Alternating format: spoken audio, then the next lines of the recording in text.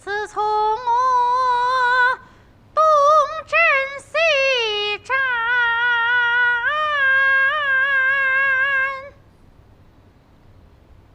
年复年，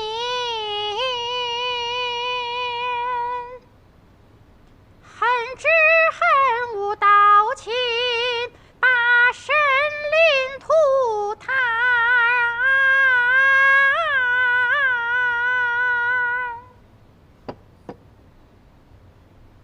来，楚民，来尝尝看我做的芝麻糕。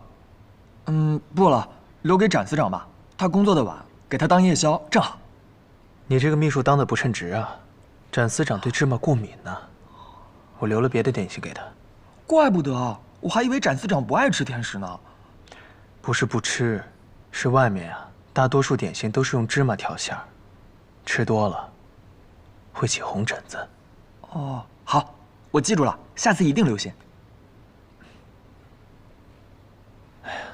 楚民，最近很少看你来公馆走动了，是被派去别馆了吗？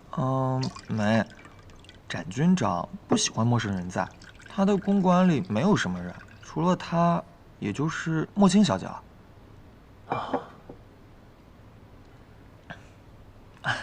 别看展军长举止粗犷，其实啊，他谨慎得很。饮食呢，只吃张副官验过的食物。张副官那可是跟了他10年的老人了，除了他，展军长谁也不信。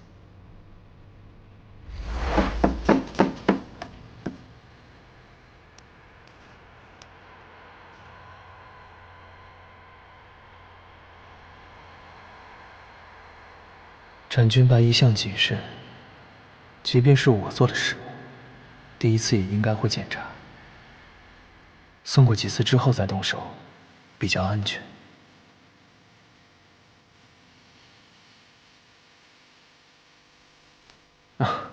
原来如此，那看来我今儿个呀，这心意算是白费了。啊？这芝麻糕本是留给展军长的，但是现在看来呢，司长怕是服了我的好意，没有说破，所以还是把点心给带走了。司长一向贴心，待人也是极好的。是。他的情绪病证明，您打算怎么解决？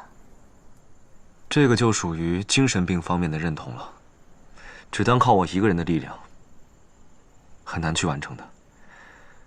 看来我必须要借助教会医院的力量，在西医这方面的研究，他们比我来的要深透。教会医院？是。如果可以的话，可以找展司长帮忙。他说他和教会很熟。你说的这方面，我也不是没有考虑过。只是江月楼这件事情，是越少人知道，越好。况且，展司长的介入，如果是被有心人士利用了，那我们这张牌打出去，公之于众的话，就会在民众的心中大打折扣。对，还是你考虑的周到。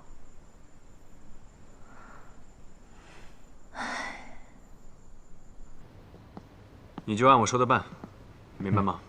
好。聊什么呢？这么开心。展司长，这楚民啊，夸您待人真诚，办事妥帖呢。哦，我来送这个月的财务报表。你们谈公事，先忙，我先上去。嗯。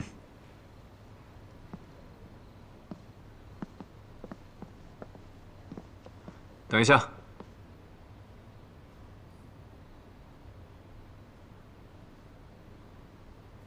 你送二叔的点心很不错，他很喜欢。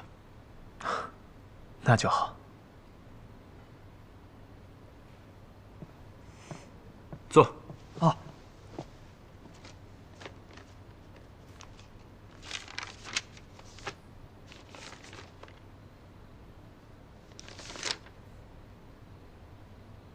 做得不错，很细致。那就好，我还担心呢。第一次做，生怕出什么差错，就丢人了。对于第一次而言，已经及格了，但是还可以更好。你过来看。哦。你看，这块支出应该放在日常明细里。还有这行数据，应该用数列，会更一目了然。什么？那个蛇娘子是焦月楼的母亲？这件事最好少问。那她就这么死了，没有招出警署的内奸啊？怎么了？今天怎么对我的事这么感兴趣？没有啦，你不是前段时间为了泄露那个情报的事情都睡不好吗？人家想替你分忧。警署的事最好少问，也不要对外宣扬，免得惹祸上身。哦，知道啦。卖报卖报卖报卖报卖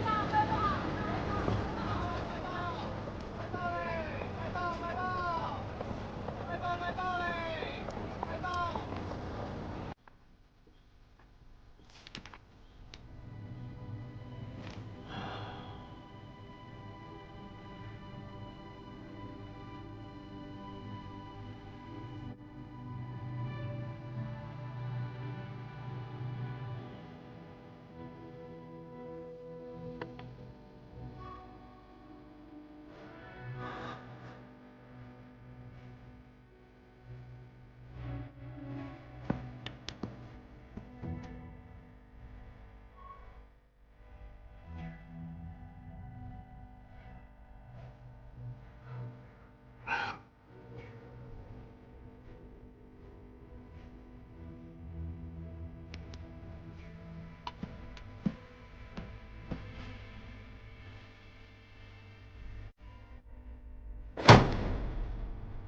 经鉴定，警署稽查科科长江月楼患有精神疾病，无法自如控制情绪，暴躁症状明显，对社会有一定的危害性，建议送医强制治疗。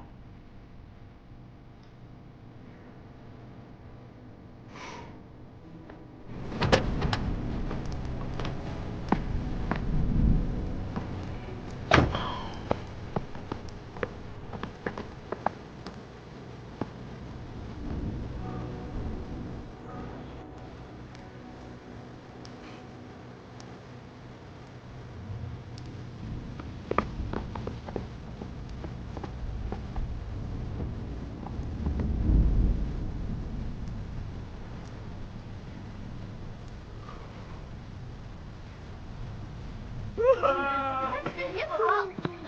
慢点，快！起来！危险！还挺好，挺好。掐！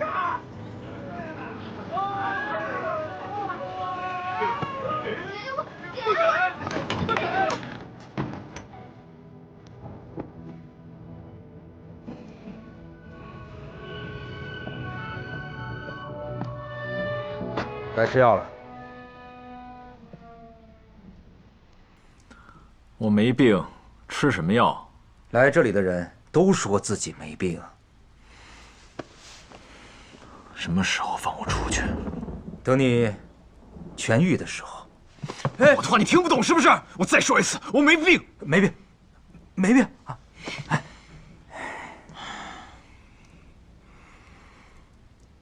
白金波呢？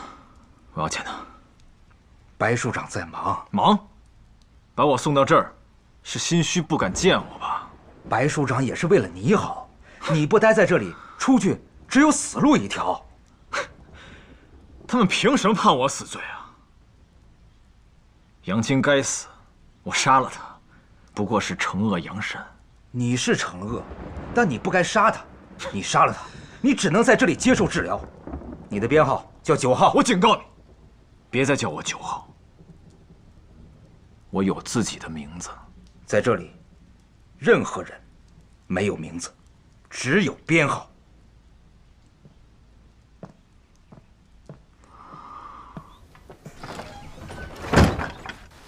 司长，九沟那边传来消息，说玉老板的身世有些可疑。玉老板自述他是西江人，全家被军阀灭口后，只剩他一个人。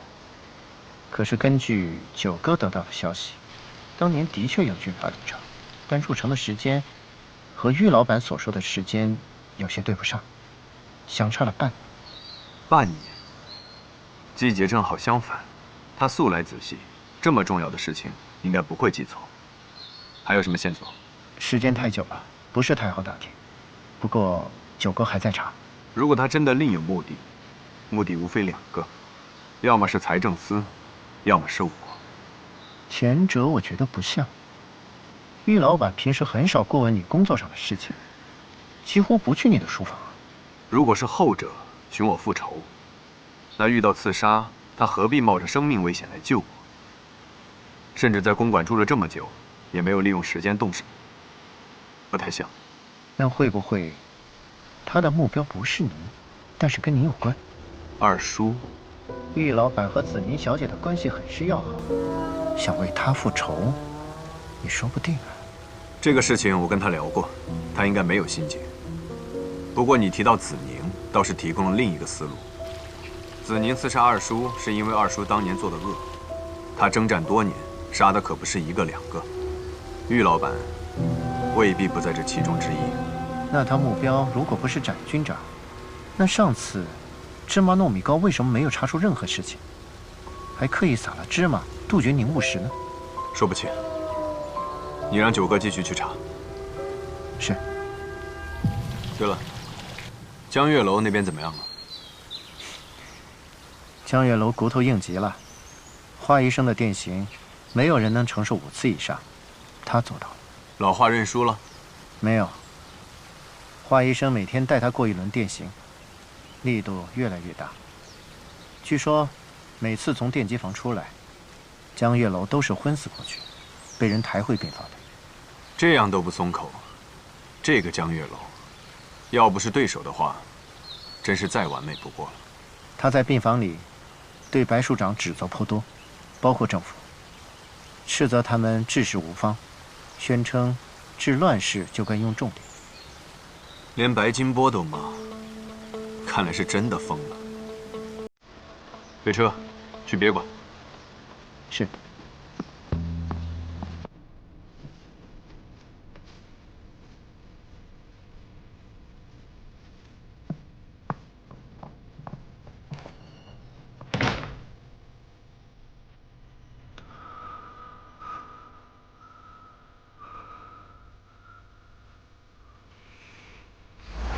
你这样做太离谱了，我不同意。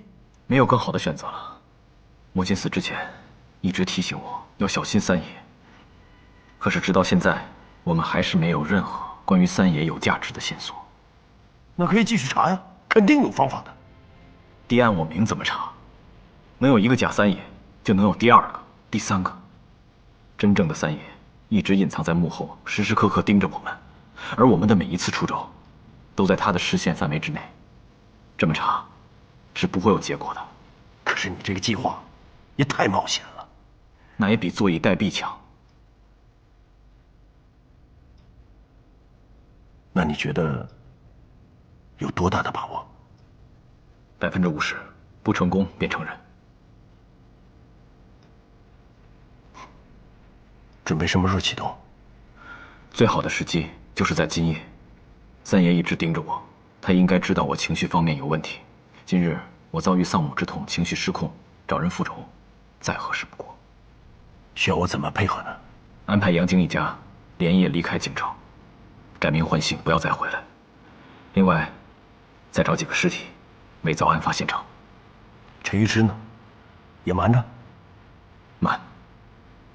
这种情况下，他跟我走得太近，就会很危险。这个计划只有你我2人知道，您可以引导他往那条法规上想。他一定会找楚然帮忙，舆论造势。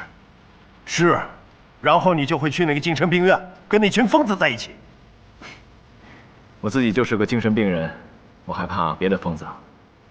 哎，万一那个三爷不找人进去策反你，而是找人进去暗杀你呢？不会。换位思考，他如果发现我站在了你们的对立面，成为一枚可以被利用的棋子，他一定会想方设法的拉拢我。那你觉得他们要多久才能派人过来？三爷做事一向谨慎，我想，他起码会用1周左右的时间来观察。哼，1周，这1周你会很辛苦的。只要能赢便值得。这1周，不但会有精神病院的人暗中盯着我，他应该还会安排其他人过来探视，看看我是不是真的疯了。其他人？陈一之，可能性最大。此外，楚然也不是不可能，以及赵墨清。楚然是你朋友，应该还说得过去。但是那个什么赵墨清的，他的哥哥也算是间接因为我而死，他早就对我恨之入骨，如今又傍上了展军长，趁此机会吹吹枕边风，置我于死地也不足为奇。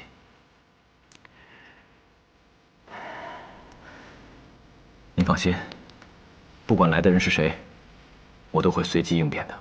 不管来的人是谁，你都得活着回来。我尽量。不是尽量，是一定。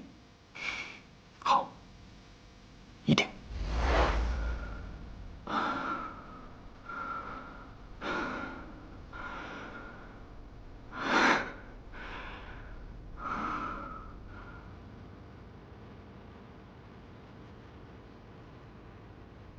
对不起，目前病人的病情不太稳定，无法开放探视。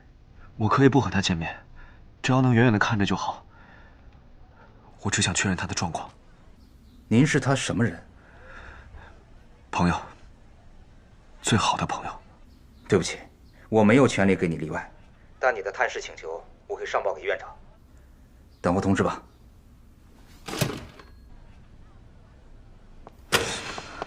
怎么样了？啊？哎呀，月楼已经进去快1周了，到现在没有人知道里面的情况，能不能再找白署长试试，帮我们通融一下？他现在也自顾不暇，因为江月楼这件事情，给他惹了很大的麻烦。况且我们现在跟他走得比较近，被有心人注意到，月楼改判死刑这件事情是我们里应外合的，很有可能被重新判刑。我们还是别冒这个风险了。可是我们也不能一直等下去啊！白署长那里行不通，医院又不肯开放探视，那是精神病院，待久了没问题也出问题了。我在考虑，要不要找展司长帮忙。展司长？我们上次没找他帮忙，是因为病情鉴定的公正性，现在已经尘埃落定了。由他出面要一个探视机会，应该可行。哦。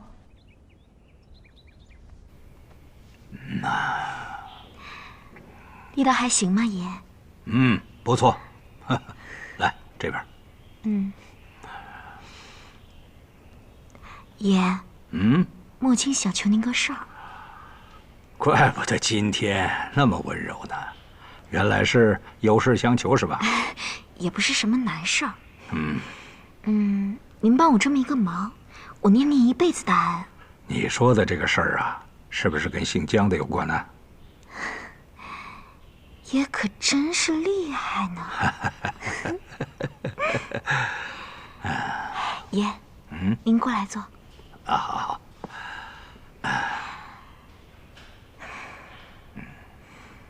你也知道的，我哥哥是怎么死的。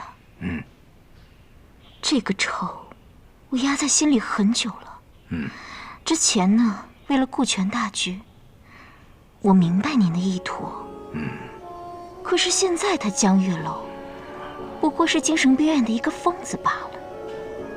您要他死，不过就是一句话的事儿。那是当然，不过，我现在暂时还不能让他死。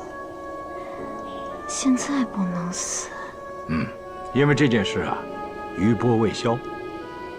这个蔡市长，保不定哪天想起来，他就要把这个事情翻出来。我是想，等过个1年半载，等这件事情过去了，你想，那个江月楼，他不就成了一个被人忘记的小丑了吗？到那个时候再杀他，还不是易如反掌？好，都听您的。这就对了嘛。不过啊，虽然我现在不杀他，但是呢，我能让他过得生不如死。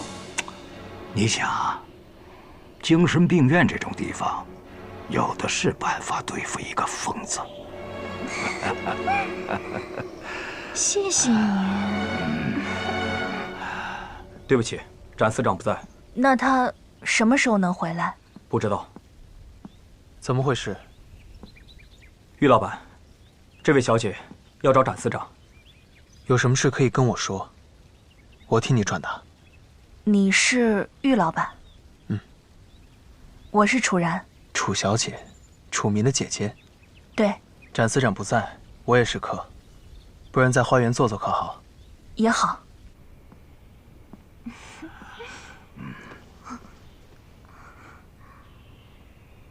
干嘛？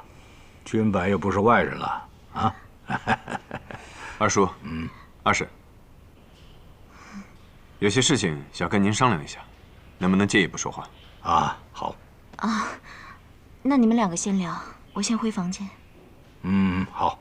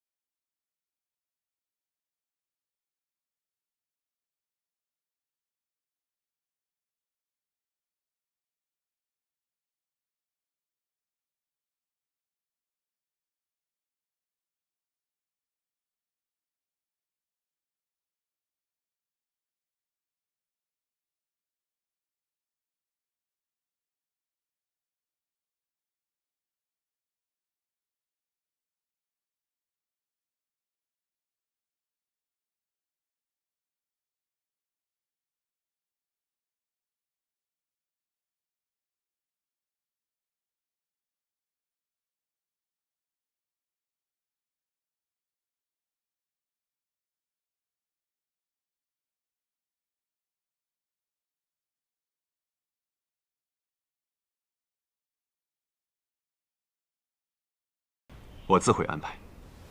之前一直听于之提起过你，一直没有机会认识。今儿个呀，总算有机会认识了。我也是。展司长去了别管，最起码还要1个小时才能回来。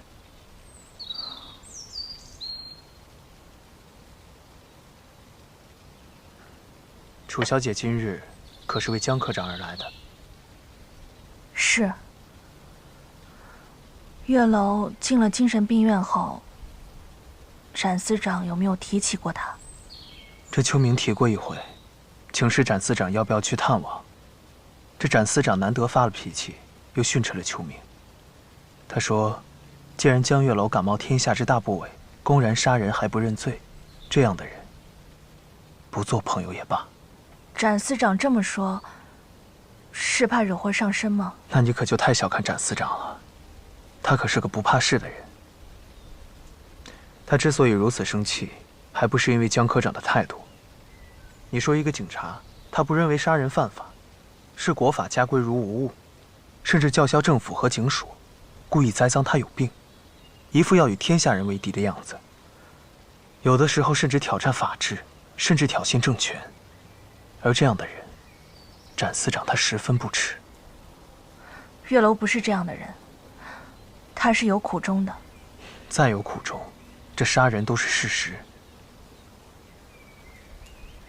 只怕楚小姐今日啊，要失望了。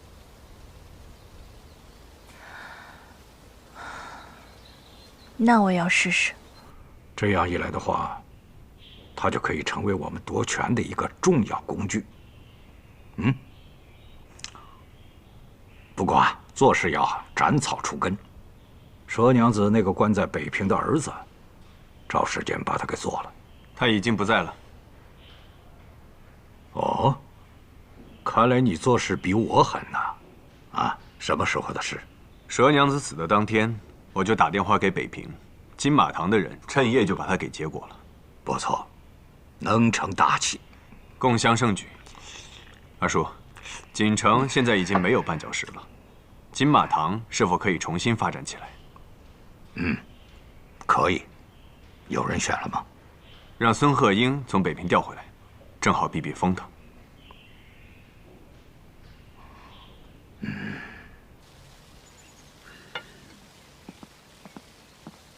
展司长回来了。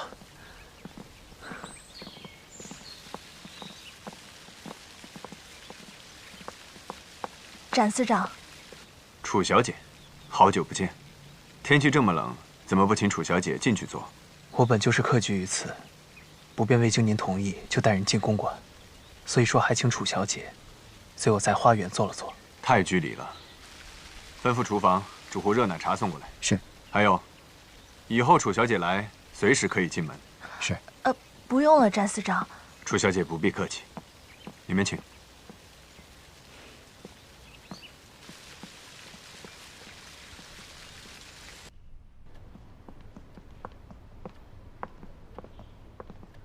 楚然姑娘，展司长，你们先聊，我先上去了。一会儿让秋明送杯奶茶上去。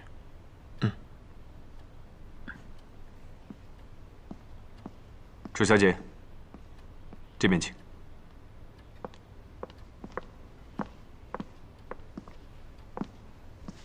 坐。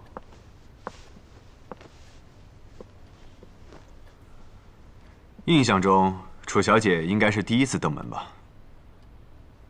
是，展司长，我今天来是有求于您。愿为小姐分忧，不知何事？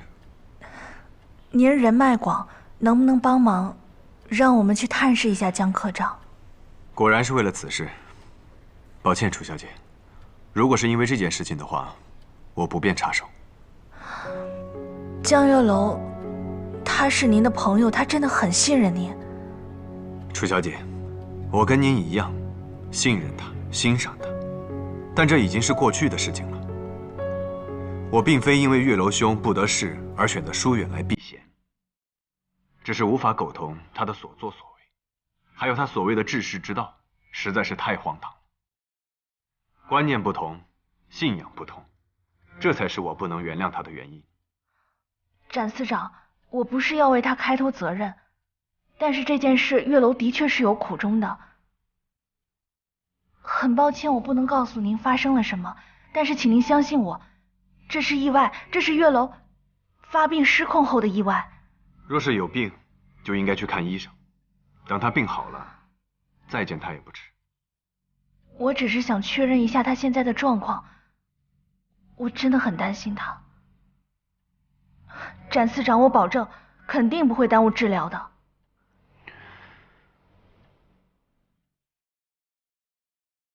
展司长，拜托了，展司长。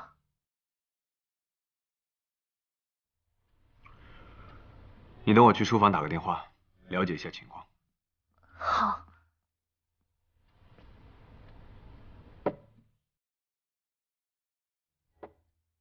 你先喝杯奶茶，暖暖身子。楚小姐，你先尝尝，这是厨房用鲜牛奶和红茶现煮的，很香甜。啊，谢谢。你等一下，我送上去就好，你去忙吧。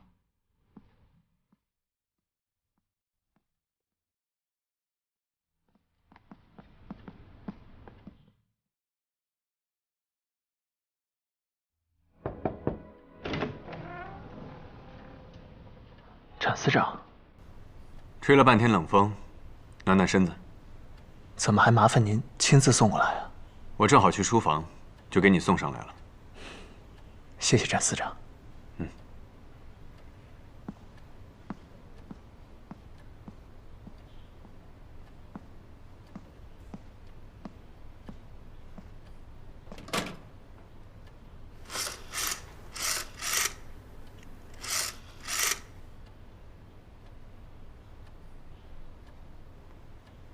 是我，三爷，安排一次江月楼的探视。是，找一间单侧可以观察的房间，时间就定在明天上午。到时候我也会去，注意提前进场。好。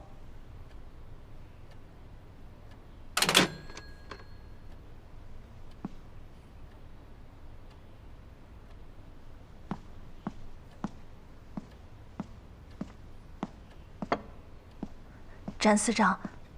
怎么样？电话我已经打过了，通过我叔叔找到委员会的关系，院方已经同意探视。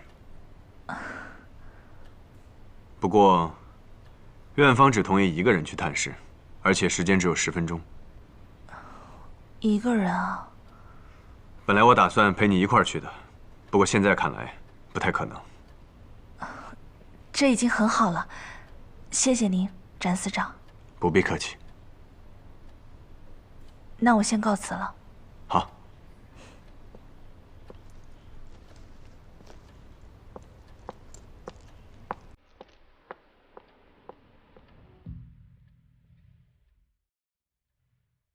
只能一个人去。